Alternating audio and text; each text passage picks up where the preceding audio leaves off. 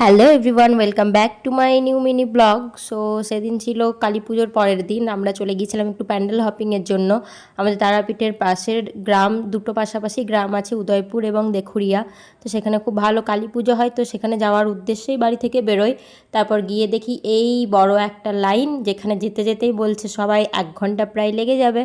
তো আরও একটা অন্য রাস্তা আছে, সেই রাস্তা দিয়েও আমরা যাওয়ার চেষ্টা করি। তারপর অনেকটা যাওয়ার পরে দেখি সেই সেম সিচুয়েশন, ওরকমই টোটো আর বাইকে প্রচণ্ড ভিড়, আর যাওয়া কোনোভাবেই সম্ভব না, মানে প্রায় 1 ঘন্টা 1.5 ঘন্টা লেগে যাবে পৌঁছাতে। তাই আমরা ওখানে যাওয়ার প্ল্যান ক্যান্সেল করে চলে যাই রামপুরহাটে ঠাকুর দেখার জন্য। আসলে কি ব্যাপারটা হলো কিছু বুঝতেই পারলাম না। হয়তো ঠাকুর চাননি আমরা ওখানে যাই, আর উনি না চাইলে তো কোনোভাবেই যাওয়া যায় না, আর উনি চাইলে যেমন কোনোভাবেই আটকানো যায় না, সেই রকমই ব্যাপার আর কি। তো যাই হোক, মনটা একটু খারাপ হয়ে গেছিলো, কিন্তু কিছু করার নেই। চাননি যখন, তখন আমাদের যাওয়া হয়নি। আমরা যতই যা করি, রিমোট তো সেই তাঁরই হাতে, তিনি যেভাবে চালাবেন সেভাবেই চলতে হবে আমাদেরকে।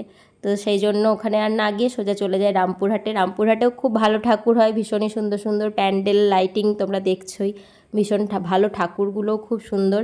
তো সেখানে গিয়ে কয়েকটা ঠাকুর দেখে নিই। আর দেখো ঠাকুরগুলো এত সুন্দর, মায়ের মুখগুলো খুব মিষ্টি মিষ্টি ছিল।